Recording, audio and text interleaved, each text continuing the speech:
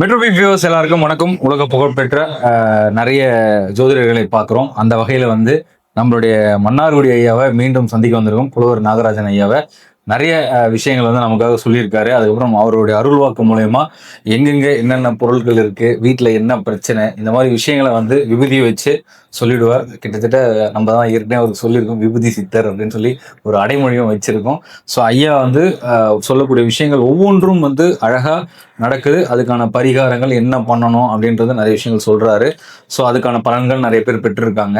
So இந்த வாரம் ஐயாவை ஒரு 3-4 வாரத்துக்கு அப்புறம் சந்திக்க வந்திருக்கோம். ஸோ இன்னைக்கு அவர் என்ன மாதிரி விஷயங்கள் மக்களுக்கு சொல்ல காத்துக்கிட்டு இருக்கார் அப்படின்னு கேட்டு தெரிஞ்சுக்கலாம். ஐயா வணக்கம். ஐயா வணக்கம். மன்னார்குடியிலேருந்து பக்கம் பெருமானந்தம் பக்கம் மண்ணுக்கு உண்டான் அங்கேருந்து வந்திருக்கீங்க. கிராமத்துல இருந்து மண்ணை உண்டான்.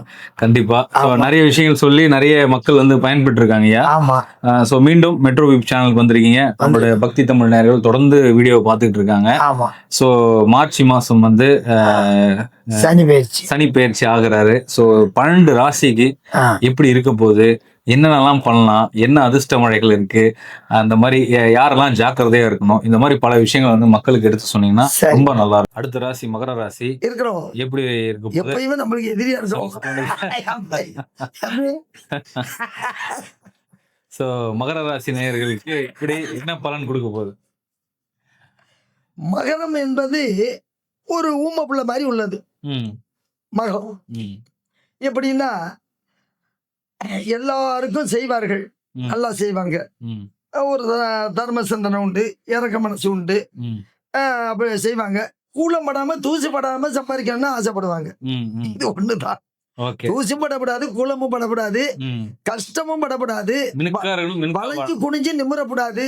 காசு வரணும், பணம் வரணும், நெல் வரணும், நீர் வரணும், வீடு வரணும், மண்ணு வரணும், மனம் வரணும், காசு வரணும், பங்களா வரணும், ஆசை பாசம் நிறைய கூடி இருக்கும். இந்த ராசியில ஆண் பிறந்தாலும் சரி, பெண் பிறந்தாலும் சரி. ஆனா அவங்க ஒரு 18 வருஷம் பெரிய கஷ்டப்பட்டுட்டாங்க. நண்பர்களால் ஏமாற்றம், பெண்களால் பறி போனது, உறமுறைகளால் பிரிவுகள், நம்புனவை புடிக்கிட்டு விட்டது, இப்படி எல்லாம் நடந்து அவங்க வாழ்க்கையில 10-12 வருஷம் 13 வருஷங்கள் தோல்வியும் துயரமும் துன்பமும் கடந்து வெந்து நொந்து இப்பதான் விடுதலை பெற்று வந்துகிட்டு இருக்காங்க. இதையும் தேடுனா சமையல வச்சுக்க தெரியாது. அண்ணே எனக்கு முடியலன்னேன்னு சொன்னா டக்குன்னு இந்த காசை எடுத்து கொட்டி விட்டுருவோம். நீங்க கொண்டுட்டு போட்டு நாளைக்கு நான் பண்டிகை நடக்கிறேன்னு. இந்த மாதிரி மகரத்தில் உள்ளது 3 பிரிவு இருக்குங்க. அதுல ஒரு பிரிவினர்கள் கருவ குணங்களும் அதிகார ஆணவங்களும் நடைமுறையில நான் தான் வாழணும், தான் வாழணுங்கிற ஒரு வைராக்கியத்தோடையும் இருப்பார்கள். ஒரு பிரிவுல உள்ளவர்கள் இறக்கப்படுறது, பாவம் ஒண்ணு விட்டு கொடுக்கறது, தான் பட்னியா இருந்தா பரவாயில்லன்னு விட்டு கொடுக்குற அளவுக்கும் ஒரு சில பேர் இருக்கிறார்கள். ஒரு சில பேர் என்ன பண்ணுவாங்கன்னு கேட்டீங்கன்னா, ஏதாவது இடத்த போய் எட்டி வாங்கி போட்டோம்னு ஊர் விட்டு ஊர் போய் 4-10 ஒரு 10 மைலுக்கு அந்தாண்ட போய் ஒரு 5 வேலினாலும் 4-10 பங்களா, 4 வீடு, 2-3 டிராய்க்கு, 5-6 காரு, 4 லாரி எல்லாம் வாங்கி போட்டோம்னு தெரியாம செய்யற திருட்டு பயிலும் இருக்கிறாங்க. என்ன அத நான் கொடுத்துருக்கேன், இதுல திருட்டு பயிர் சொல்லி இருக்கிறேன். அவன் திட்டிட்டு போறாங்க. அப்படியே இருக்கிறாங்க. சமயத்துல அவங்க செய்யற தப்ப மறைக்கிறதுக்கு எட்டி இருக்கிறவங்கிட்ட போய் பிரச்சனை பண்ணுவார்கள். இப்படியே இருக்கிறார்கள். ஆனா மகரத்தில் பிறந்தவர்கள் வாழ்க்கையில ஒரு சில பேரு இன்னும் கஷ்டப்பட்டுக்கிட்டு இருக்காங்க, யதார்த்தமா இருக்காங்க, ஏமாளியா இருக்காங்க, உழைப்பாளியா இருக்காங்க, நல்ல மனசு இருக்கு, வெளிப்படையில ஆகி போயினா கூட உள்ளுக்குள்ள இறக்கமும் தர்மமும் இருக்கு. ஒரு சில பேர் மகர ராசியில உள்ளவர்கள் அந்த அதிகாரபூர்வமான ஒரு ஆணவங்களையும் மனசுக்குள்ள வெறி செயலையும், அவர்களே வாழணும், தானே சேர்க்கணும், தானே வாழணும், அவன் யாரு சொத்தா இருந்தா எனக்குங்கிற அளவுக்கும் ஒரு சில பேர் இருக்கிறார்கள். இப்படி ஒரு நிலையெல்லாம் அந்த ராசிக்கு வந்துகிட்டு இருக்கு. ஆனா அந்த ராசி யாரு விட்டு ராசின்னு கேட்டீங்கன்னா சனி பகவானுடைய சொந்த வீடு. அந்த வீடு ஆயுள்காரன் இருந்தாலும் இந்த மகர ராசிக்கு இப்போ நேர காலங்கள் அவங்களுடைய ஜாதகத்துல 5 கிரகங்கள் அவங்க வீட்டுக்கு பக்கத்துல, ஏன்னா அவங்க வீட்டுல தான் சுக்கிரன் இருக்கு. அவங்க வீட்டுக்கு பக்கத்து வீடு யாரு? கும்பம். கும்பத்துல 5 கிரகம் இருக்கு. இந்த 5 கிரக சேர்க்கையும் அவர்களுக்கு நன்மையை கொடுக்குது. எந்த தவறுகள் செய்தாலும் தெரியாது, அது வெற்றிகரமா முடிக்கும். இந்த நேரத்துல அவர்கள் மனம் வாங்க, வீடு வாங்க, வீடு கட்ட, வெளிநாடு போக, காசு போன வச்சுக்க, மற்றவர்கிட்ட கொடுத்து வச்சுக்க, எதையுமே பத்திரம் போட்டு வாங்குற அளவுக்கு ஒரு வாய்ப்புகளை கொடுக்கக்கூடிய சக்தி அந்த தெய்வ இன்னைக்கு அவங்க ஜாதகத்துல இருக்கு. ஆனால் 3 மாசத்துக்கும் பிறகு உடல்நல பாதிப்பு, மருத்துவ செலவு, வாகன விபத்து, செலவிட்டங்கள், விரயங்கள் தொடரும். 3 மாசம் சென்று கடந்து அப்படிங்கறத சொல்லி முடிக்கிறேன். Okay, super. நல்ல அழகான பதிவு சொன்னீங்க. அடுத்த ராசி கும்பராசி. சனி பகவான் என்ன பண்ண போறார், என்ன மாதிரி கும்பராசிக்காரன் தான் இருக்காரு. Okay okay. கும்பராசி என்பதுங்க ஒரு நல்ல ராசி, நம்பிக்கைக்கு உரிய ராசி தான். கும்பம் என்பது என்னன்னா கோபுரத்தில் இருக்கக்கூடியது. கோபுரத்தில் கும்பம் இருப்பதனாலதான் அந்த கோபுரத்துக்கு சிறப்பும் சீரும் சிங்காரமும் ஒரு கலையம்சம் கொண்டது. கோபுரம் என்பது இறைவனுடைய சொந்த வீடு. அந்த வீட்டில் தானே கோபுரத்தை வைக்கிறோம், கோபுரத்து மேலே தானே கும்பத்தை வைக்கிறோம். அப்போ கும்ப திருத்தம் இல்லாமல் அந்த கும்பாபிஷேகம் முடியாது. அப்படி ஒரு புனிதமான கும்பத்துக்கு உட்பட்டவர்கள் ஆண் பெண் வாழ்க்கையில 9 வயதிலிருந்து கஷ்டத்தை தொடர்வார்கள். ஆமா. அப்போ படிப்பறிவு எழுத்தறிவு சில பேர் முழுமையா படிச்சிருவாங்க, சில பேர் வறுமை கோளாறும், குடும்பத்துடைய சூழ்நிலைகளும், தாய் தந்தைகளுடைய சிரமங்களும், அண்ணன் தம்பி அக்கா தங்கச்சியுடைய கஷ்டங்களும் குறுக்கிடும். அந்த நேரங்களில் படிப்பை விட்டுடுறது மாதிரியும், நம்ம இன்னும் உழைச்சி தான் வாழணும், உழைப்பை தேடுவோம்னு உழைக்கக்கூடிய தரமும், எந்த நேரமும் பசி பட்டினி உணவை எதிர்பார்க்காமல் தான் உழைப்பு உண்டு, நம்மளுடைய வாழ்க்கை உண்டுன்னு செயல்படக்கூடியவர்கள் கும்பராசி. கும்பராசியில் உள்ளவர்கள் கடதறிச்சப்பலே இருப்போவோ, உயரமாக இருப்போவோ, பாடியாக இருப்போவோ, நல்லா ஆள் வாட்ட சட்டமாக இருப்போவோ, பெண்களும் கொஞ்சம் கலையை கவர்ச்சா முக லட்சணமாக இருக்கும், இடுப்பு பெருசாக இருக்கும், நெஞ்சு எடுப்பாக இருக்கும், மூஞ்சி உருண்டு இருக்கும், மூஞ்சி மேலே ஏறி இருக்கும், நடையில் வளைஞ்சி நடப்பாங்க, நிமிர்ந்து நடப்பாங்க. சில வகையில் வந்து சில பேருக்கு உடற்பிடிகள், மருத்துவ செலவுகள், வாகன விபத்துகள் எல்லாம் சிக்கியிருப்பார்கள். ஒரு 23 வருஷங்க அவங்க ரொம்ப கஷ்டப்பட்டு போயிட்டார்கள். கடந்து இப்போதான் அந்த கிரகங்கள் கொஞ்சம் ஊறி தேறி பள்ளத்திலிருந்து கரையேறி மேலே வந்துகிட்டு இருக்கு. அந்த ராசியில் உள்ளவர்கள் திருமணம் ஆகாதவர்களுக்கு இப்ப திருமணம் ஆகும், குழந்தை குட்டி இல்லாதவர்களுக்கு இப்ப குழந்தை பிறக்கும். தாய் தந்தைகளுக்கு கர்மம் இல்லை. காரணம் என்னன்னா கும்பத்தில் 5 கிரகம் வரும்போது அவங்க அம்மா அப்பாவுக்கு சீக்குப்படி இருந்தா கூட விடுபடும். ஏதாவது கடன் நெருக்கடி இருந்தாலும் அது விடுபடும். ஏதாவது நம்ம வாங்கணுங்கிற ஒரு நிலத்தையே முடிவு பண்ணியிருந்தா அது நடந்து தீரும். ஏதாவது வாகனங்கள் புதுசாக வாங்கணும், போகணும், ஓட்டணும்னா அதை இந்த நேரத்தில் வாங்கலாம். அப்படி ஒரு நேரங்கள் அவர்களுக்கு அமைஞ்சிருக்கு. ஆனால் அமைஞ்சாலும் ஒரு 1.5 மாதம் கடந்து 2 மாதம் 60 நாள் கடந்து கொஞ்சம் சிரமங்களும் கொஞ்சம் நேரம் கொஞ்சம் சரியில்லாமல் வரும். அந்த நேரம் அதுக்கு உள்ளது சனி பகவானுக்கு அர்ச்சனை பண்ணிக்கணும், குருவுக்கு அர்ச்சனை பண்ணிக்கணும், குருவுக்கு சனி பகவானுக்கு அர்ச்சனை பண்ணிக்கணும், சூரியனுக்கு அர்ச்சனை பண்ணிக்கணும், அடுத்ததுக்கு ராகுக்கு அதுக்கு அர்ச்சனை பண்ணிக்கணும். அவர்கள் போய் பெரும்பாலும் வழிபட வேண்டிய கோயில் பெரும்பாலும் பொதுவாக துர்க்கையம்மன், ஐயனார், இப்படிப்பட்ட தெய்வம், குல தெய்வத்தை வழிபடணும். இதெல்லாம் முன்னோர்கள் சித்தர் கோயில்களுக்கு போய் வந்து வழிபடுறது நல்லது. அவங்களுடைய சிரமங்கள் ஏன் அப்படின்னா கும்பராசிக்காரவர்கள் தலையில 4 மூட்டை நெல்லை தூக்கிக்கிட்டு பிறந்தது மாதிரி வருஷம் பூரா ஒரு சுமையோட வாழ்ந்துக்கிட்டு இருப்பாங்க. அந்த சுமையை இறக்குற காலம் வர்ற 6ஆம் தேதி 22/6/22 அன்னைக்கு தான் சனி பயிற்சி, வெள்ளிக்கிழமை. அன்னையிலேருந்து அவருக்கு நல்ல காலம் பிறக்குது. அதே நேரத்தில் வாஸ்து முழிப்பும் வருது, சங்கடா சாதிரத்தையும் வருது, எல்லாம் ஒன்றா வருது. கிடைக்காத ஒரு பாக்கியம். எல்லாரும் போய் திருநள்ளாறுல அர்ச்சனை பண்ணிட்டு வர்றது நல்லது. அவங்களும் போகணும். அவர்களுக்கு இனிமே தான் குடும்பம் கொடுத்தாலும் வாழ்க்கை, வீடு கட்டணும், ஆடு மாடு வாங்கணும், வண்டி வாங்கணும், வாகனம் வாங்கணும் அப்படிங்கிறது. ஆனால் கும்பத்தில் பிறந்தவர்கள் அண்ணன் தம்பியால பெரும் உதவி இருக்காது, ஒற்றுமை இருக்கும் பிளவு இல்லாம. அக்கா தங்கச்சியால பெரும் உதவி இருக்காது, ஒத்துமை இருக்கும் பிளவு இல்லாம. தாய் தந்தையால பெரும் உதவி இருக்காது, நல்லா இருப்பாங்க, பொருளாதாரம் கொஞ்சம் நெருக்கல்ல வரும். இப்படி ஒரு நிலைகள் ஏற்படும். அதே நேரத்தில் வந்து சில ராசியில் பிறக்கிறவங்க 5 பொண்ணு 1 பையனா இருந்துருவாங்க. சில ராசியில் பிறக்கிறவங்க 5 பையன் 4 பொண்ணா பிறப்பாங்க. சில ராசியில் 1 பொண்ணு 1 பையனா பிறப்பாங்க. இந்த மாதிரி பிறவிகள் அமையும் பிரிஞ்சு. அதுல வீடு வாசல் கும்பராசிக்கு இருக்கிறது கிழக்கை மேற்கை வாசல் இருந்தா யோகம், தெற்கு தெற்கு வடக்கு வர பவர் கிடையாது. ஏன் அப்படின்னா அவங்க சொந்த வாசல் வந்து சனி உடையது. சனிக்கு வாசல் எங்கே? கிழக்க மேற்க. இதுதான் உண்மை.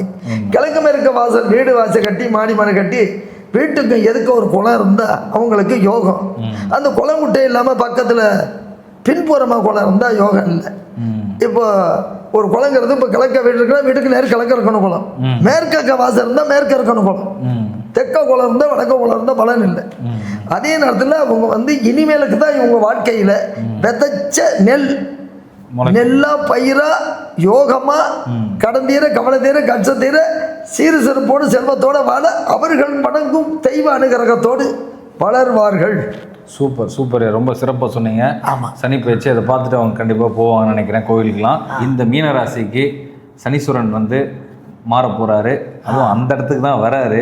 என்ன பண்ண போகிறாரு, எப்படி இருக்க போகுது, அந்த ராசி நேயர்களுக்கு என்ன பாதுகாப்பாக இருக்கணும், வருமானம் உண்டா, இல்லை ஜாக்கிரதையாக இருக்கணுமா, இந்த மாதிரி பல கேள்விகளோட மக்கள் காத்துக்கிட்டு இருக்காங்க. உங்களுடைய பலன்கள் சொல்லுங்கள். மீன ராசியில் பிறந்தவர்கள் ஒரு 5 பேர் 6 பேர் 7 பேர் வரைக்கும் பிறப்பார்கள். அந்த ராசியில் உள்ள நட்சத்திரங்கள் பெரும்பாலும் உத்திரட்டாதி புரட்டாதி ரேவதி 3 நட்சத்திரம் கொண்டது. மீனம் என்பது கடல் நீரில் விளையாடக்கூடிய அடிப்படை. அதை கடல் நீராக தான் பார்க்கணும். கடல் போன்ற மனமும் மீன் போன்ற குணமும் மற்றவர் மீது நல்ல அரவணை அன்பும் கொண்டவர்கள் தான் மீன ராசியில் பிறந்தவர்கள், பெண்ணோ ஆணோ. ஆனால் 2 பேருமே ஏற்கனவே சௌரியம் இல்லாமல் தான் வாழ்ந்துக்கிட்டு இருக்காங்க. அவங்க ஒரு 7 வருஷங்களாக இழப்புகளையும் நஷ்டங்களையும் கஷ்டங்களையும் ஒரு கண்ணீரோட வாழ்கிறார்கள். அவர்கள் இப்போ நல்ல நேரம் வந்துட்டு நமக்கு நல்லா தான் இருக்கிறோங்கிற ஒரு எண்ணத்தை வளர்த்து இனிமேல் நம்ம வீடு கட்டலாம், ஆடுவாங்களாம், வேலை கிடைக்கும், வெளிநாடு போகலாம் வரலாம்லாம் பெரும் ஆசை கனவோடு இருந்துக்கிட்டு இருக்காங்க.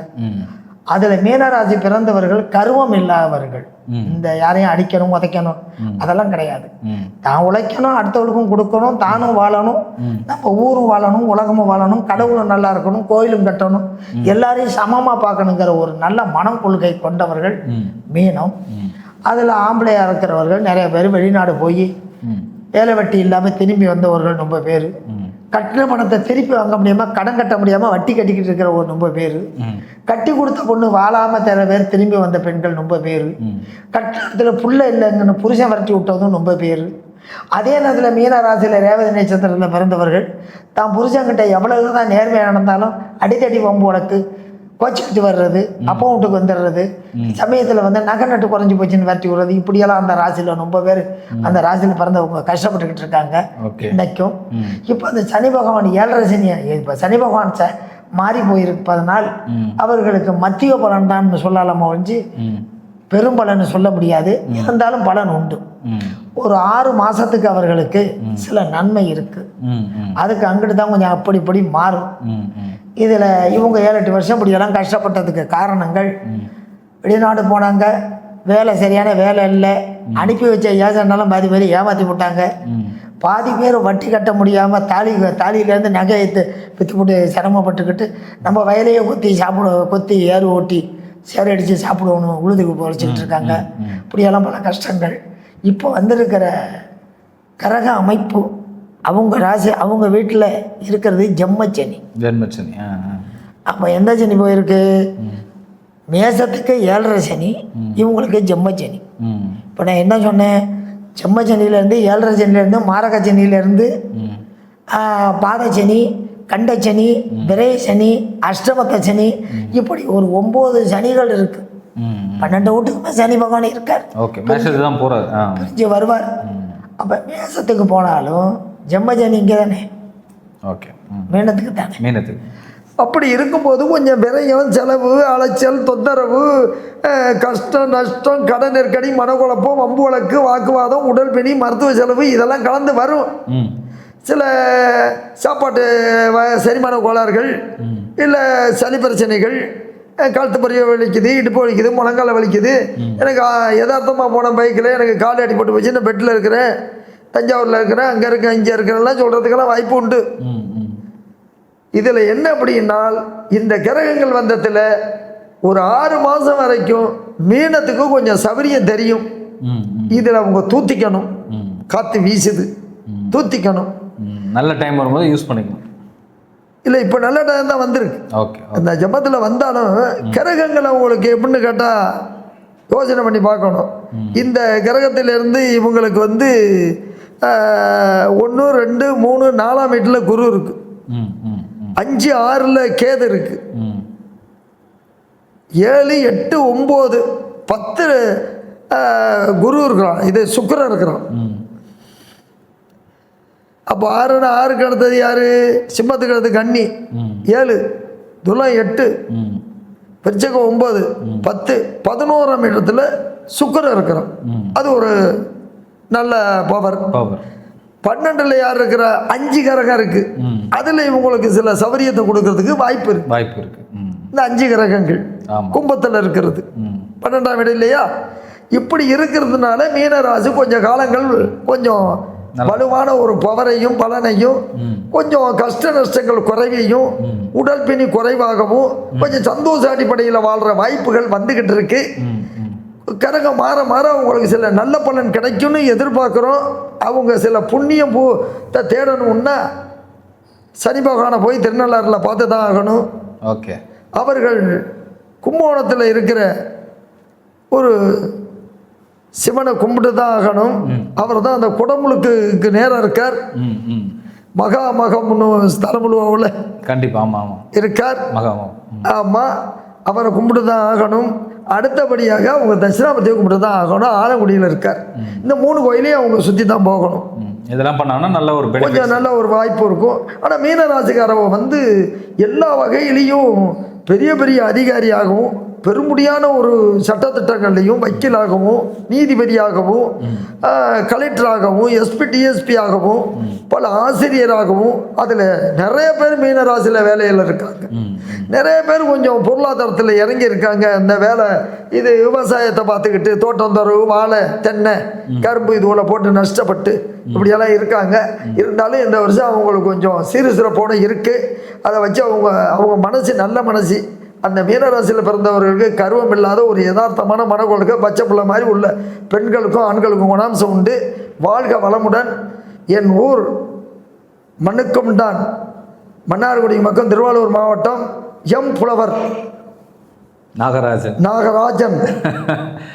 Okay, super. நல்ல சிறப்பாக பலன் சொல்லியிருக்கீங்க. நான் வந்து ஜோதிடர், மந்திரவாதி.